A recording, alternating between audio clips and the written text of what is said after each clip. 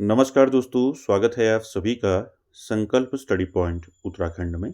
तो दोस्तों आज हम डिस्कस करने वाले हैं डब्ल्यू.बी. ईट्स को। दोस्तों डब्ल्यू.बी. ईट्स जो है यहाँ से आपके हमेशा जो है क्वेश्चन पूछे जाते हैं और ये इंपॉर्टेंट राइटर हैं दोस्तों। ठीक है, डब्ल्यू.बी. ईट्स। साथ ही साथ दोस्तों आपको बताते हुए चलो कि डब्ल्यू.बी. ईट्स की बायोग्राफी और इनकी वर्क्स आज की क्लास में हम डिस्कस करने वाले हैं और यहाँ से दोस्तों काफ़ी सारे क्वेश्चन इनके पूछे जाते हैं। चलिए दोस्तों स्टार्ट करते हैं आज का सेशन और आप सभी लोग दोस्तों वीडियो के एंड तक जरूर बने रहें। साथ ही साथ दोस्तों ये पोइट्री सेक्शन में आपका जो है अभी तक जो है 5 राइटर कंप्लीट हो चुके हैं। ठीक है, जिसने नहीं देखे हैं दोस्तों वो प्लेलिस्ट में जाके उनको जरूर देखें। आज हम छठे राइटर डब्ल्यू.बी. ईट्स को जहाँ पर डिस्कस करने वाले हैं। चलिए, साथ ही साथ दोस्तों स्टार्ट करने से पहले मैं आपको बता दूं कुछ इंपॉर्टेंट फैक्ट जो हैं डब्ल्यू.बी. ईट्स से आपको याद रखने हैं। पहला, इनका फुल नेम आपको पूछा जा सकता है। इनका फुल नेम है दोस्तों विलियम बटलर ईट्स। ठीक है, ध्यान रखेंगे, पूछा गया है। साथ ही साथ कुछ इंपॉर्टेंट फैक्ट की बात करें तो ध्यान रखना है आपको कि डब्ल्यू.बी. ईट्स जो है दोस्तों ये 20th सेंचुरी के हैं, 20वीं शताब्दी के राइटर हैं। ठीक है, पूछा जाता है। ठीक। साथ ही साथ आपको ध्यान रखना है दोस्तों ये कैसे राइटर हैं, ये आयरिश राइटर हैं।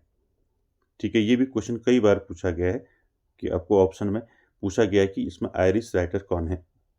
Irish poet. ठीक है, आयरिश पोएट एंड ड्रामेटिस्ट थे दोस्तों ये डब्ल्यू.बी. ईट्स। साथ ही साथ एक इम्पॉर्टेंट यहाँ पर क्वेश्चन पूछा जाता है दोस्तों, इनको जो है दोस्तों फादर कहा जाता है डब्ल्यू.बी. ईट्स को किसका, आयरिश लिटरेरी रिवाइवल का, यानी कि आयरिश साहित्यिक पुनर्जागरण का जनक माना जाता है दोस्तों डब्ल्यू.बी. ईट्स को। ठीक है, जितने भी मैं फैक्ट बता रहा हूँ सारे आपको नोट रखने हैं। ठीक है, साथ ही साथ आपको ध्यान रखना है डब्ल्यू.बी. ईट्स को जो है इनको जो है क्या कहा जाता है, फादर कहा जाता है। ठीक है, फादर कहा जाता है, किस चीज़ का फादर कहा जाता है, ध्यान रखेंगे, आयरिश। ठीक है, Irish, Irish literary revival, revival. ठीक है, ध्यान रखेंगे, इनको जो है आयरिश साहित्यिक पुनर्जागरण का जनक माना जाता है दोस्तों। ठीक है, साथ ही साथ आपको याद होगा डब्ल्यू.बी. ईट्स को नोबेल प्राइज भी मिला था। ठीक है, इनको नोबेल प्राइज कब मिला था, तो 1923 में मिला था। कई बार पूछा गया है। ठीक है, ध्यान रखेंगे, इनको नोबेल प्राइज कब मिला था, 1923 में। किसके लिए मिला था, फॉर लिटरेचर के लिए। ठीक है, ध्यान रखेंगे। साथ ही साथ दोस्तों एक यहाँ पर थिएटर आपको याद रखना है। ठीक है, आपको पूछ लिया जाएगा कि इस थिएटर से कौन जो है एसोसिएट है, पूछा जाता है। तो ध्यान रखेंगे डब्ल्यू.बी. ईट्स से आपको एक थिएटर का नाम याद रखना है, एबे थिएटर। क्या याद रखना है, एबे, एबे थिएटर आपको ध्यान में रखना है दोस्तों। ठीक है, एबे थिएटर दोस्तों इसकी स्थापना जो है डब्ल्यू.बी. ईट्स ने किसके साथ मिलकर की, ये पूछा जाता है। ठीक है, डब्ल्यू.बी. ईट्स ने जो है एबे थिएटर की स्थापना जो है किसके साथ मिलकर की, तो नाम याद रखेंगे दोस्तों, किसके साथ मिलकर की, लेडी ग्रेगरी। ठीक है, ध्यान रखेंगे, लेडी ग्रेगरी। ठीक है, लेडी ग्रेगरी के साथ मिलकर उन्होंने जो है एबे थिएटर को जो है क्या किया था, इसकी स्थापना की थी। ठीक है, साथ ही साथ दोस्तों ये जो एबे थिएटर था, एबे थिएटर दोस्तों ये जो है आयरिश नाटकों का केंद्र था। ठीक है, जो आयरिश, ठीक है, आयरिश नाटकों का जो है ये क्या था, मुख्य केंद्र था दोस्तों एबे थिएटर। ठीक है, तो डब्ल्यू.बी. ईट्स से दोस्तों आपके कुछ इंपॉर्टेंट जो फैक्ट मैंने आपको बताए आपको ध्यान रखने हैं। ठीक है, यहाँ से काफ़ी ज़्यादा दोस्तों क्वेश्चन पूछे जाते हैं डब्ल्यू.बी. ईट्स से, तो यहाँ पर आपको अच्छे से इस राइटर को जो है ईट्स को अच्छे से तैयार कर लेना है। चलिए स्टार्ट करते हैं दोस्तों, अब देखते हैं यहाँ से चलेंगे दोस्तों, बर्थ से चलेंगे। चलिए देखिए दोस्तों विलियम बटलर ईट्स इनका फुल नेम मैंने आपको बता दिया, ध्यान रखेंगे इनका जो फुल नेम है डब्ल्यू.बी. ईट्स का क्या है, विलियम बटलर ईट्स। ठीक है, बात करें दोस्तों इनके बर्थ की। ठीक है, इनका जन्म कब हुआ था आपको पूछा जा सकता है। ठीक है, एक एक पॉइंट को जो है आपने ध्यान से समझना है। ठीक है, और बहुत ईजी वे में दोस्तों आप इसको समझ जाएंगे। ठीक है, देखिए बर्थ की बात करें तो डब्ल्यू.बी. ईट्स का जो जन्म हुआ था, कब हुआ था, ठीक है, और कहाँ हुआ था पूछा जाता है। तो इनका जन्म जो हुआ था दोस्तों वो हुआ था 13 जून 1865, यानी कि 13 जून 1865 में इनका जन्म हुआ था। कहाँ हुआ था, सैंडी माउंट नियर डबलिन। ठीक है, सैंडी माउंट में हुआ था इनका जन्म दोस्तों। ये कहाँ पड़ता है आपका, डबलिन आयरलैंड में पड़ता है। ठीक है, ध्यान रखेंगे। पूछा गया है कई बार कि डब्ल्यू.बी. ईट्स का जन्म कहाँ हुआ है। ठीक है, डबलिन कई बार पूछा है। ठीक है, डबलिन आयरलैंड में इनका जन्म हुआ दोस्तों 1865 में, ध्यान रखेंगे। ठीक है, अगला पॉइंट देखिए, फादर यानी कि डब्ल्यू.बी. ईट्स के फादर का क्या नाम था।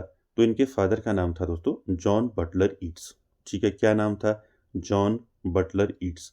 ठीक है, और ये क्या थे, ये एक पेंटर थे दोस्तों। ठीक है, पूछा जाता है, ठीक है, आपको क्वेश्चन पूछ लिया जाएगा कि जो डब्ल्यू.बी. ईट्स है इनके फादर का ऑक्यूपेशन क्या था। तो ये क्या थे, एक पेंटर थे दोस्तों। ठीक है, ध्यान रखेंगे। 2 पॉइंट आपको ध्यान रखने, बर्थ और फादर। इसके बाद देखिए मदर की बात करें तो इनकी जो मदर थी दोस्तों डब्ल्यू.बी. ईट्स की, उनका नाम था सुजैन। ठीक है, ध्यान रखेंगे। क्लियर है। उसके बाद देखिए डब्ल्यू.बी. ईट्स की डेथ जो है, इनकी मृत्यु दोस्तों कब हुई, ये पूछा जाता है और कहाँ हुई। ठीक है, डब्ल्यू.बी. ईट्स यानी कि विलियम बटलर ईट्स की जो डेथ हुई है दोस्तों, वो कब हुई, 28 जनवरी 1939 in the south of France. ठीक है, इनकी जो डेथ हुई थी कब हुई थी, 1939 में हुई थी। ठीक है, 28 जनवरी 1939 में। ठीक है, कहाँ हुई थी, साउथ ऑफ फ्रांस। ठीक है, ध्यान रखेंगे, सारे पॉइंट्स आपको ध्यान रखने। कोई भी आपको जो है दोस्तों यहाँ से क्वेश्चन पूछ लिया जाएगा। ठीक है, तो यहाँ पर 4 जो मैंने आपको पॉइंट्स बताए सारे आपको याद रखने। ठीक है, बर्थ कब हुआ, फादर का नाम, ठीक है, मदर नाम, ठीक है, और डेथ। ठीक है, तो यहाँ पर सारी चीज़ें आपको ध्यान रखनी है। डब्ल्यू.बी. ईट्स का जन्म हुआ था 13 जून 1865 को, इनका जन्म हुआ था डबलिन आयरलैंड में। इनके फादर का नाम था जॉन बटलर ईट्स और एक पेंटर थे दोस्तों, और मदर का नाम था सुजैन। और डब्ल्यू.बी. ईट्स की जो डेथ हुई दोस्तों कब हुई, 28 जनवरी 1939 को हुई। ठीक है, कहाँ हुई, फ्रांस में। ठीक, क्लियर है इतना। चलिए आगे बढ़ते हैं, कुछ इनके इंपॉर्टेंट पॉइंट्स देखते हैं डब्ल्यू.बी. ईट्स की बायोग्राफी से। चलिए, हर पॉइंट यहाँ पर आपको ध्यान रखना है। ठीक है, और अंडरलाइन मैंने किए हैं दोस्तों। ठीक है, साथ ही साथ आपको नोट भी करते रहना है। ठीक, पहला पॉइंट देखिए, पहला क्या है, देखिए डब्ल्यू.बी. ईट्स जो है, he was an Irish poet, dramatist and pros writer. ठीक है, पहला पॉइंट ध्यान रखेंगे, डब्ल्यू.बी. ईट्स दोस्तों ये एक आयरिश पोएट, ड्रामेटिस्ट और प्रोज राइटर है। ठीक है, साथ ही साथ दूसरा पॉइंट देखिए, he is one of the foremost figure of 20th century. ठीक है, मैंने आपको बताया ना, आपको ये ग्रेट फिगर है दोस्तों 20th सेंचुरी के। ठीक है, 20वीं शताब्दी की जो है, ये क्या है, एक फोरमोस्ट फिगर है। ठीक है, ध्यान रखेंगे। उसके बाद देखिए अगला पॉइंट क्या है, in 1867 the family move to England. तो यहाँ पर आपको ध्यान रखना है, अगला पॉइंट क्या है, इन 1867, ध्यान रखना है 1867 में जो है, इनकी जो फैमिली थी दोस्तों डब्ल्यू.बी. ईट्स की जो फैमिली थी, ये कहाँ मूव्ड होगी, कहाँ चलेगी, इंग्लैंड। ठीक है, ध्यान रखेंगे, ये ईयर पूछा जा सकता है आपको। ठीक है, तीनों पॉइंट याद रखने। ठीक है, ये तो मैंने आपको बताए हैं, आयरिश पोएट, ड्रामेटिस्ट। ठीक है, साथ ही साथ ये 20th सेंचुरी के एक ग्रेट फिगर है दोस्तों डब्ल्यू.बी. ईट्स। इसके साथ ही साथ आपको याद रखना है, डब्ल्यू.बी. ईट्स की जो फैमिली है वो इंग्लैंड मूव कब हुई, तो ध्यान रखेंगे 1867। ठीक है, क्लियर है। चलिए, इसके बाद अगला पॉइंट देखिए, अगला क्या है, अगला पॉइंट है दोस्तों, on 26 January 1877 he entered the Godolphin school which he attended for 4 years। तो यहाँ पर दोस्तों आपको ध्यान रखना है, यहाँ पर स्कूल का नाम ध्यान रखना है। ठीक है, साथ ही साथ देखिए ऑन 26 जनवरी यानी कि 1877 में क्या हुआ, 1877 में ही इंटर्ड यानी कि डब्ल्यू.बी. ईट्स जो है, ये एंटर हुए दोस्तों गो डॉल्फिन स्कूल में। ठीक है, और यहाँ पर दोस्तों उनने जो है 4 years यहाँ पर पढ़ा। ठीक है, इस स्कूल में जो है डब्ल्यू.बी. ईट्स ने कितना साल पढ़ा, 4 साल यहाँ पर पढ़ा उन्होंने। ठीक है, गो डॉल्फिन स्कूल, ध्यान रखेंगे। ठीक है, चलिए अगला देखिए, अगला पॉइंट क्या है, अगला है दोस्तों, in October 1881 its resumed his education at Dublin's Erasmus Smith high school. ठीक है, ये भी आपको ध्यान रखना है, जितने भी स्कूल्स नेम आ रहे हैं आपको ध्यान रखना है। ठीक है, यहाँ पर आपको पूछ लिया जाएगा। ठीक है, देखिए अक्टूबर 1881 में क्या हुआ, 1881 में ये दोस्तों फिर जो है इन्होंने जो है रिज्यूम किया हिज एजुकेशन को एट डबलिन में, और आपको स्कूल नेम याद रखना है, इरास्मस स्मिथ हाई स्कूल। ठीक है, 1881। उसके बाद देखिए अगला पॉइंट क्या है, अगला है दोस्तों, ही begin his first work when he was 17। दोस्तों इनने जो है डब्ल्यू.बी. ईट्स ने जो है ही बिगेन हिज फर्स्ट वर्क, इनने जो है अपना जो वर्क है दोस्तों वो लिखना शुरू कर दिया था जब इनकी उम्र जो है 17 साल की थी। ठीक है, पूछा जाएगा आपको क्वेश्चन तो याद रखेंगे। डब्ल्यू बी ईट्स ने दोस्तों 17 वर्ष की आयु में जो है लिखना शुरू कर लिया था। ठीक है, उसके बाद देखिए अगला है इन 1884 Yeats joined the metropolitan school of arts. Most important है, ध्यान रखेंगे, आपको पूछ लिया जाएगा कि डब्ल्यू बी ईट्स ने मेट्रोपॉलिटन स्कूल ऑफ आर्ट्स कब ज्वाइन किया। ठीक, तो यहाँ पर आपको यहाँ पर ध्यान रखना है मेट्रोपॉलिटन स्कूल ऑफ आर्ट्स। ठीक है, इसमें दोस्तों डब्ल्यू बी ईट्स ने इसको ज्वाइन किया था, कब किया था, 1884 में, 1884 में। ठीक है, ध्यान रखेंगे, पूछा जाएगा क्वेश्चन। ठीक, उसके बाद अगला देखिए in 1887 Yeats and his family return to London. ठीक है, अब यहाँ पर 1887 में क्या हुआ, 1887 में ईट्स की जो फैमिली है दोस्तों, ईट्स और उनकी जो फैमिली है ये कहाँ रिटर्न हो गए थे, लंदन। ठीक है, तो यहाँ तक आपको सारे फैक्ट याद रखने हैं। मैंने क्या क्या बताया आपको। ठीक है, मैंने स्कूल नेम बताया आपको। ठीक है, जैसे 1877 में ये एंटर हुए थे दोस्तों गो डॉल्फिन स्कूल में, और विच ही अटेंडेड फॉर 4 ईयर्स, जहाँ पर उन्होंने 4 वर्ष तक जो है अध्ययन किया। ठीक है, पढ़ा वहाँ। उसके बाद मैंने बताया था आपको in October 1881 W B Yeats resumed his education of at Dublin Erasmus Smith high school. ठीक है, इसको भी ध्यान रखेंगे। ऑल्सो दोस्तों मैंने आपको क्या बताया था, ही begin his first work when he was 17, यानी कि जब उन्होंने दोस्तों लिखना शुरू किया तो उनकी उम्र कितनी थी, 17 साल।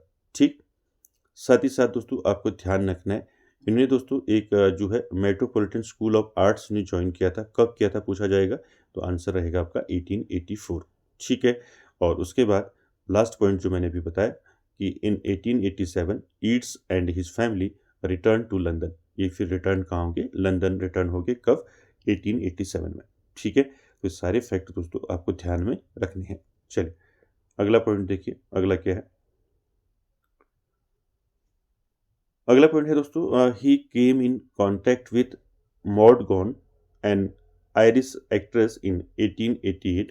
ही fell in love with her and under her influence he joined Irish Republican Brotherhood at that time his age was 23। ठीक, यहाँ पर समझें दोस्तों, यहाँ पर आपको ध्यान रखना है कि he came to contact with Maud Gonne. ठीक है, मॉड गॉन दोस्तों ये क्या थी, आयरिश एक्ट्रेस थी, जिसके साथ डब्ल्यू बी ईट्स को क्या हुआ था, प्रेम हो गया था, फेल इन लव, और इन्हीं के अंडर में दोस्तों इन्होंने जो है क्या ज्वाइन किया था, आयरिश रिपब्लिकन ब्रदरहुड। ठीक है, ध्यान रखेंगे इसको, आपको पूछ लिया जाएगा कि किसके इन्फ्लुएंस में जो है डब्ल्यू बी ईट्स ने आयरिश रिपब्लिकन ब्रदरहुड ज्वाइन किया था। ठीक है, तो किसके इन्फ्लुएंस में किया था, ये किया था मॉड गॉन के इन्फ्लुएंस में। और ये दोस्तों मॉड गॉन को जो है दोस्तों ये काफ़ी प्रेम करते थे, लेकिन जो है इनसे इनकी शादी नहीं हो पाई। ठीक है, अभी आगे हम इसको डिस्कस करेंगे। ठीक, तो यहाँ पर आपको ध्यान रखना है कि ही केम इन कॉन्टैक्ट, यानी कि मॉड गॉन के साथ दोस्तों इनकी जो इनका जो कॉन्टैक्ट हुआ कब हुआ पूछ लिया जाएगा, तो ध्यान रखेंगे 1888। ठीक है, 1888 में दोस्तों ये मॉड गॉन के साथ मिले। ठीक है, and he fell in love with हर, और इनसे वो प्रेम करने लग गए, एंड अंडर हर इन्फ्लुएंस, यानी कि मॉड गॉन के इन्फ्लुएंस में इन्होंने क्या ज्वाइन किया, आयरिश रिपब्लिकन ब्रदरहुड ज्वाइन किया दोस्तों, और उस समय इनकी उम्र कितनी थी, 23। ठीक है, अच्छे से इसको ध्यान में रखना है। यहाँ पर 2-3 पॉइंट आपको ध्यान रखना है, पूछ लिया जाएगा कि डब्ल्यू बी ईट्स ने किसके इन्फ्लुएंस में जो है आयरिश रिपब्लिकन ब्रदरहुड ज्वाइन किया था, आंसर हो जाएगा मॉड गॉन। ठीक है, मॉड गॉन कौन थी आपको पूछ लिया जाएगा। ठीक है, मॉड गॉन जो थी ये कौन थी, एक आयरिश जो है एक्ट्रेस थी। ठीक है, ध्यान रखेंगे कब जो है मॉड गॉन के कॉन्टेक्ट में आए डब्ल्यू बी ईट्स, तो ध्यान रखेंगे 1888। ठीक है, सारे फैक्ट दोस्तों आपको ध्यान में रखते हुए चलना है। ठीक है, चलिए अगला पॉइंट देखते हैं। ये पॉइंट क्लियर हो गया ना। चलिए, तो सारे जितने भी मैं पॉइंट बता रहा हूँ आपको मैंने अंडरलाइन भी किए हैं। ठीक है, आपके समझने के लिए, तो ध्यान में रखेंगे। ठीक, अगला पॉइंट देखिए, अगला क्या है, इन 1902 he became the founder president of Irish national dramatic society. दोस्तों यहाँ पर ध्यान रखना है आपको, 1902 में क्या हुआ, 1902 में यानी कि 1902 में डब्ल्यू बी ईट्स जो है दोस्तों ये फाउंडर प्रेसिडेंट बने, किसके, आयरिश नेशनल ड्रामेटिक सोसाइटी के।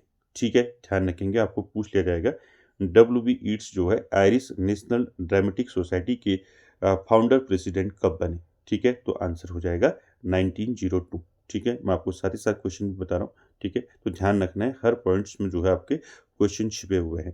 ठीक, तो यहाँ पर राइट आंसर क्या हो जाएगा, आपको पूछ लिया जाएगा आयरिश नेशनल ड्रामेटिक सोसाइटी के फाउंडर प्रेसिडेंट कौन थे? तो WB ईट्स थे। और आपको अगर पूछा जाएगा तो कब, तो 1902। ठीक, अगला पॉइंट देखिए। अगला है दोस्तों, इन 1904 ही एक minute, in 1904 he became the producer manager of the एबे थिएटर। मोस्ट इंपॉर्टेंट है, आपको ध्यान रखना है। ये दोस्तों एबे थिएटर के बारे में मैंने अभी आपको बताया था। एबे थिएटर को इन्होंने जो है किसके साथ मिल के जो है पूरा किया था, किसके साथ मिल के इसको पूरा किया एबे थिएटर को, मैंने नाम बताया था आपको, लेडी ग्रेगरी का। ध्यान रखेंगे। ठीक है, यहाँ पर आपको उनका नाम भी ध्यान रखना है क्योंकि एबे थिएटर आया है लेडी ग्रेगरी। ठीक है, लेडी ग्रेगरी के साथ मिलकर जो है WB ईट्स ने एबे थिएटर को जो है इसको स्टैब्लिश किया। ठीक है, ध्यान रखेंगे। साथ ही साथ दोस्तों यहाँ पर आपको ध्यान रखना है 1904 में क्या हुआ। 1904 में जो है ये क्या बने, प्रोड्यूसर मैनेजर बने एबे थिएटर के।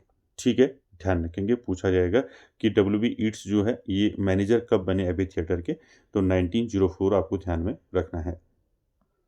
चलिए अगला क्वेश्चन देखिए, अगला पॉइंट। अगला है दोस्तों, the news of the marriage of Maud Gonne with major John MacBride was a shock to him. दोस्तों मैंने आपको बताया ना, तो ये मॉडगॉन के कॉन्टेक्ट में आए थे कितने में, WB ईट्स 1888 में बताया था ना।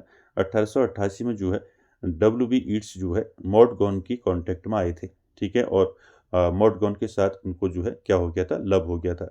ठीक है, और उन्हीं के इन्फ्लुएंस से इन्होंने जो है क्या किया था, एक जो है ज्वाइन किया था आयरिश रिपब्लिकन ब्रदरहुड। ठीक है, मैंने बताया था ऊपर आपको। तो क्या हुआ दोस्तों, देखिए the news of marriage of Maud Gonne.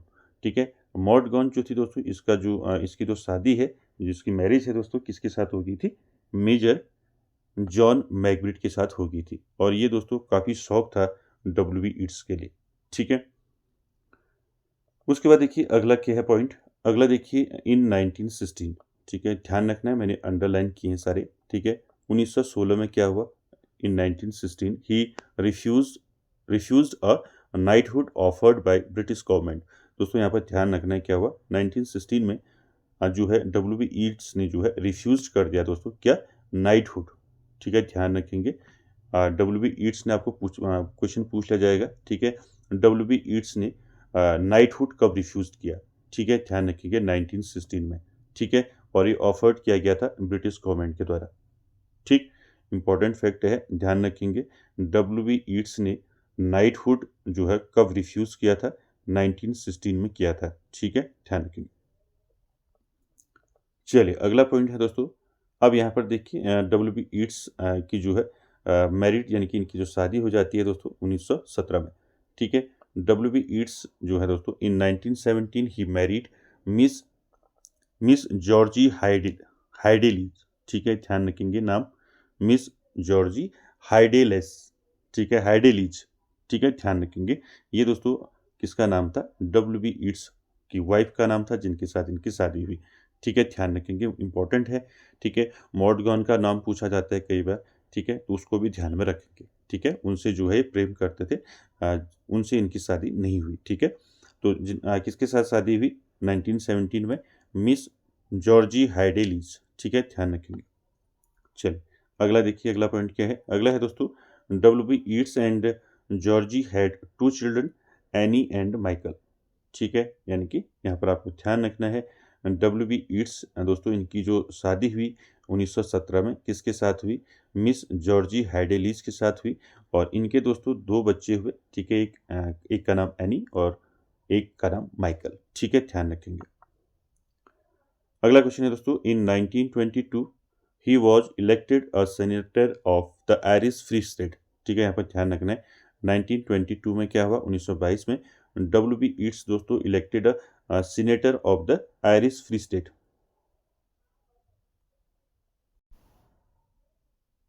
ठीक है, तो यहाँ पर इंपॉर्टेंट है दोस्तों फैक्ट, आपको ध्यान रखना है। आपको पूछ लिया जाएगा कि डब्ल्यू.बी. ईट्स जो है कब इलेक्ट हुए थे senator of the Irish free state के। ठीक है, आपको पूछ लिया जाएगा senator of the Irish free state जो है ये कब बने थे डब्ल्यू.बी. ईट्स। तो ये दोस्तों आपको याद रखना है 1922। ठीक है, ध्यान रखना है, इंपॉर्टेंट फैक्ट है। चलिए आगे चलते, अगला है दोस्तों पॉइंट देखिए, आपके समझने के लिए मैंने सारे अंडरलाइन किए हैं यहाँ पर। ठीक है, देखिए अगला पॉइंट क्या है, in December 1923 Yeats won the Nobel Prize for literature. मैंने अभी ऊपर बताया था आपको कि डब्ल्यू.बी. ईट्स को नोबेल प्राइज मिला था। कब मिला था नोबेल प्राइज? 1923 में मिला था फॉर लिटरेचर, साहित्य के लिए। ठीक है, तो इसको ध्यान में रखेंगे, इंपॉर्टेंट है। चल अगला पॉइंट क्या है, अगला है दोस्तों डब्ल्यू.बी. Yeats last play. इनका लास्ट प्ले क्या था? प्यूरगेटरी था। ठीक है, परगेटरी पढ़ सकते हैं आप उसको। ठीक है, purgatory was produced in the Abbey Theatre on August 10th 1938, a few months before his death। आपको याद रखना है दोस्तों, इनका जो लास्ट प्ले था वो क्या था? प्यूरिगेटरी था। ठीक है, और ये प्रोड्यूस हुआ था कहाँ? एबी थिएटर में प्रोड्यूस हुआ था। और कब हुआ था? 1938 में। ठीक है, ध्यान रखेंगे, a few months before his death, यानी कि जो डब्ल्यू.बी. ईट्स की जो डेथ हुई थी वो हुई थी, आपको बताया था मैंने 1939 में हुई थी। तो उससे कुछ समय पहले जो है इन्होंने दोस्तों ये अपना प्ले लिखा था, लास्ट प्ले, और ये जो है एबी थिएटर में जो है क्या हुआ था? प्रोड्यूस हुआ था 1938 में। ठीक है, लास्ट प्ले याद रखेंगे, प्यूरिगेटरी। ठीक है, PUR परगेटरी। ठीक है, प्रोनाउंस आप जैसे कर सकते हैं इसको। ठीक, परगेटरी। ठीक है, तो यहाँ पर ध्यान रखिए, लास्ट जो है इनका क्या है? डब्ल्यू.बी. ईट्स का लास्ट प्ले है। ठीक है, पूछ लिया जाएगा इनका जो लास्ट प्ले है ये जो है कब जो है कहाँ, किस थिएटर में ये जो है प्रोड्यूस हुआ। ठीक है, ध्यान रखेंगे, एबे थिएटर। मैंने बताया इसलिए आपको स्टार्टिंग में कि डब्ल्यू.बी. ईट्स आप पढ़ेंगे तो एबे थिएटर ध्यान में रखना है। ठीक है, इसके बाद अगला पॉइंट है दोस्तों, he died on January 28 1939 in France. दोस्तों यहाँ पर आपको ध्यान रखना है, डब्ल्यू.बी. ईट्स की जो डेथ हुई थी कब हुई थी? जनवरी 28 1939 को जो है कहाँ हुई थी? फ्रांस में हुई थी। ठीक है, ये इंपॉर्टेंट फैक्ट आपको सारे जो है इनके बायोग्राफी से दोस्तों याद रखने हैं। ठीक है, और यहाँ से आपको कोई भी जो है क्वेश्चन उठा के पूछ लिया जाएगा। ठीक है, चलिए अब दोस्तों आगे बढ़ते हैं और देखते हैं इनके कुछ इंपॉर्टेंट वर्क्स। ठीक है, चलिए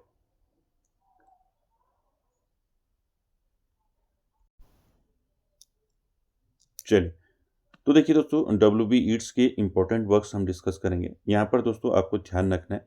ठीक है, यहाँ पर जो है फर्स्ट में जो है यहाँ पर आपका ईयर जो है मेंशन किया है, उसके बाद जो है उनका वर्क जो है आगे मेंशन किया है। ठीक है, इसी अकॉर्डिंग आपने ध्यान में इसको रखना है दोस्तों। ठीक है, चलिए फर्स्ट से स्टार्ट करते हैं। देखिए दोस्तों, पहला आपने देखना है 1889 में इनका कौन सा वर्क आया था डब्ल्यू.बी. ईट्स का, ध्यान रखना है, द वांडरिंग्स ऑफ ओशन। ठीक है, पहला वर्क इनका जो आया था कब आया था? 1889 में आया था दोस्तों, 1879 में, 89 में। ठीक है, और ये क्या था वर्क इनका? The wanderings of Oisin. ठीक है, पहला वर्क।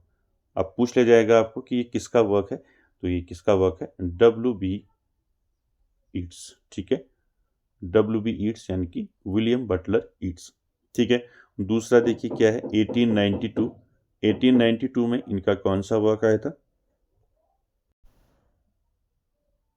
ठीक है, दूसरा याद रखेंगे 1892।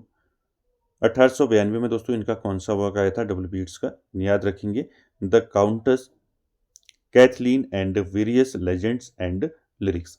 दूसरा इनका वर्क आपको ध्यान रखना है, 1892 में कौन सा वर्क आया? The countess Kathleen and various legends and lyrics. ठीक है, कब आया ये? 1892 में। ठीक, उसके बाद अगला देखिए, अगला 1894। देखिए 1894 में क्या आया इनका वर्क? 1894 में आया the Land of Heart's Desire. ठीक है, प्ले था दोस्तों इनका डब्ल्यू.बी. ईट्स का। आपको पूछ लिया जाएगा कि the Land of Heart's Desire जो है दोस्तों, ये वर्क जो है किसका है, पहले तो ये पूछा जाएगा आपको। ठीक है, और ये कब आया? ठीक है, डब्ल्यू.बी. ईट्स का वर्क है, ध्यान रखेंगे। ठीक है, the Land of Heart's Desire. ठीक है, किसका वर्क है? डब्ल्यू.बी. ईट्स का है, कब आया था? 1894 में। ठीक है, ये क्या है? प्ले है। अगला वर्क देखिए, 1897 में इनका वर्क आया था दोस्तों, द सीक्रेट होल। ठीक है, 1897 में क्या आया था, द सीक्रेट रोज आया था। पूछ लिया जाएगा आपको द सीक्रेट रोज किसका वर्क है, तो एक वर्क है दोस्तों W.B. ईट्स का, और कब आया था, 1897। अगला वर्क देखिए 1899। 1899 में दोस्तों कौन सा वर्क आया था, W.B. ईट्स का, ध्यान रखना है, the wind among the reads. ठीक है, ध्यान रखेंगे किसका वर्क है, W.B. ईट्स का है। ये सारे वर्क्स किसके हैं, W.B. ईट्स के हैं, मैं इसलिए साथ साथ बता रहा हूँ, आपको याद रहेगा। ठीक है, देखिए 1899 में W.B. ईट्स का वर्क कौन सा आया, the wind among the reads. ठीक है, इंपॉर्टेंट है, आपको ध्यान में इसको रखना है। ठीक, चलिए उसके बाद देखिए 1903। अगला देखिए 1903 में इनका कौन सा वर्क आया, 1903 में दोस्तों इनका वर्क आया दोस्तों, ideas of good and evil. ठीक है, ये ऐसे था इनका। और इन द सेवन वुड्स, ये पोएम थी, ये आपने पढ़ा होगा, इन द सेवन वुड्स। ठीक है, पूछ लिया जाएगा इन द सेवन वुड्स किसका वर्क है, तो W.B. ईट्स का है। कब आया था ये, 1903 में, 1903 में। ठीक है, और दूसरा वर्क याद रखेंगे, idea of good and evil. ठीक है, ये भी वर्क किसका है, W.B. ईट्स का। ये कब आया था, ये भी 1903 में आया था। ठीक है, दोनों वर्क आपको ध्यान में रखने हैं। ठीक, इसके बाद 1904 यहाँ पर मेंशन किया है, देखिए राइट साइड, यहाँ पर देखिए 1904 में W.B. ईट्स का वर्क आया था दोस्तों, द किंग्स थ्रेशोल्ड। ठीक है, यहाँ पर ध्यान रखेंगे, द किंग्स थ्रेशोल्ड किसका वर्क है, पूछ लिया जाएगा। ठीक है, तो किसका वर्क है, ईट्स का वर्क है दोस्तों, W.B. ईट्स का। ठीक है, साथ ही साथ ध्यान रखना है, ये कब आया था, ये आया था 1904 में। ठीक है, सारे वर्क्स दोस्तों आपको ध्यान में जो है अच्छे से याद रखने हैं। ठीक है, इसके बाद देखिए 1910 में, 1910 में इनका कौन सा वर्क आया था, W.B. ईट्स का। ठीक है, 1910 में दोस्तों इनका वर्क आया था, the green helmet and other poems. ठीक है, the green helmet and other poems दोस्तों किसका वर्क है, W.B. ईट्स का। कब आया था ये, 1910 में। ठीक, अगला वर्क है दोस्तों रिस्पॉन्सिबिलिटीज। ये इनका आया था वर्क दोस्तों, कब आया था, ये आया था 1914 में, 1914 में। ठीक, उसके बाद देखिए अगला क्या है, 1917। 1917 में दोस्तों W.B. ईट्स का वर्क आया था, the Wild Swan at Coole. ठीक है, the Wild Swan at Coole, ये वर्क आया था इनका दोस्तों, कब आया था, 1917 में। ठीक है, अगला वर्क देखिए, ये आपने पढ़ा ही है, अगला वर्क द सेकेंड कमिंग। ठीक है, ये इंपॉर्टेंट है दोस्तों इनका। ठीक है, इसके बारे में मैंने आपको बताया भी था, द सेकेंड कमिंग जो है किसका वर्क है, W.B. ईट्स का। ये कब आया था, 1920-21 के बीच में ये उनका वर्क आया था दोस्तों, द सेकेंड कमिंग।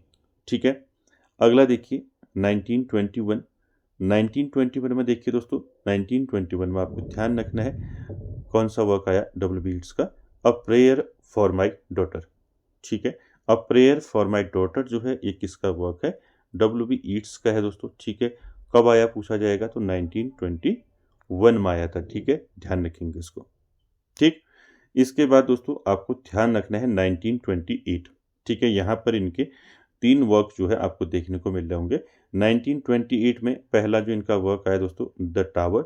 ठीक है, ध्यान रखेंगे, इंपॉर्टेंट है, द टावर। और अमंग स्कूल चिल्ड्रन दूसरा वर्क याद रखेंगे, और तीसरा सेलिंग टू बाइजेंटियम। ठीक है, ये तीन वर्क जो है W.B. ईट्स के कब आए, ये तीनों वर्क आए इनके 1928 में। ध्यान रखेंगे, इंपॉर्टेंट है। ठीक है, सारे इंपॉर्टेंट है होने को, लेकिन हर आपका दोस्तों जो है कहीं से भी यहाँ पर आपको वर्क्स पूछा जा सकता है, तो इसलिए सारे दोस्तों आपको ध्यान में रखने हैं। ठीक है, उसके बाद देखिए 1928 में ध्यान रखना है, दी टावर हो गया, अमॉन्ग स्कूल चिल्ड्रन हो गया, और सेलिंग टू बाइजेंटियम हो गया। ये तीनों जो हैं कब आए, 1928 में आए। ठीक है, उसके बाद 1890 में दोस्तों इनका वर्क आया था दोस्तों, द लेक आइल्स ऑफ इंसफ्री। तो ये भी इनका वर्क है। ठीक है, कब आया था, 1890 में। ठीक है, बाकी ईस्टर जो है ये ऊपर मैंने मेंशन नहीं किया था, तो यहाँ पर लास्ट में मेंशन कर दिया। तो ये आपने पढ़ाई है, ईस्टर 1916। ठीक है, किसका वर्क है, W.B. ईट्स का। ठीक है, ये सारे जो हैं किसके वर्क हैं, W.B. ईट्स के। तो दोस्तों आपको ध्यान में रखने, ठीक है, कौन कौन सी वर्क बताए मैंने। ठीक है, पहला आपको याद रखना है, द वांडरिंग्स ऑफ ओसिन। ठीक है, the Countess Kathleen and various legends and lyrics, ये 1892 में आया। The Land of Heart's Desire जो है ये आपका 18 कब आया, 1894 में आया। उसके बाद द सीक्रेट रोज जो है इनका एक वर्क है, 1897 में आया। ठीक है, 1897। उसके बाद the wind among the reads इनका वर्क है, 1899 में आया। ठीक है, उसके बाद 1903 में ideas of good and evil और इन द सेवन वुड्स आए। ठीक है। 1904 में द किंग्स थ्रेशोल्ड आया इनका वर्क, ठीक है। 1910 में इनका the green helmet and other poems आए, ठीक है। 1914 में रिस्पॉन्सिबिलिटी याद रखना है, ठीक। 1917 में the Wild Swan at Coole, ठीक है। 1921 में द सेकंड कमिंग, ठीक है। और 21 में जो है इनका फिर a prayer for my daughter, ठीक है। 1928 याद रखना है, इसमें इनके 3 जो है इंपॉर्टेंट वर्क जो है आए थे, the tower among school children and sailing to Byzantium, ठीक है। उसके बाद इंसफ्री जो है, लेक ऑफ इंसफ्री जो है इनका 1890 में आया, और ईस्टर तो आपने पढ़ा ही है, ईस्टर 1916, ठीक है।